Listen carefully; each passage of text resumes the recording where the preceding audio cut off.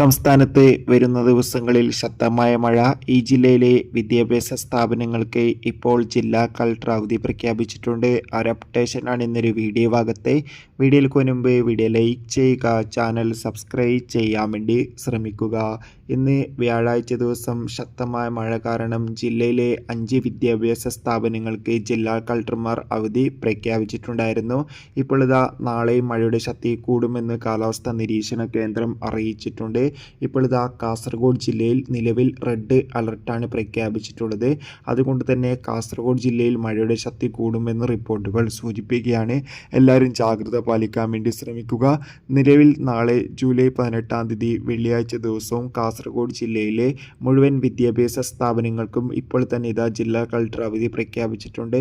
എന്തായാലും എല്ലാവരും ജാഗ്രത പാലിക്കുക. വരുന്ന 4 ദിവസവും കാസർഗോഡിൽ ശക്തമായ മഴയുണ്ടാകുമെന്നാണ് കാലാവസ്ഥാ നിരീക്ഷണ കേന്ദ്രം അറിയിച്ചിട്ടുള്ളത്. കൂടുതൽ അപ്ഡേഷൻ അറിയാൻ വേണ്ടി ചാനൽ ഇപ്പോൾ തന്നെ സബ്സ്ക്രൈബ് ചെയ്യും.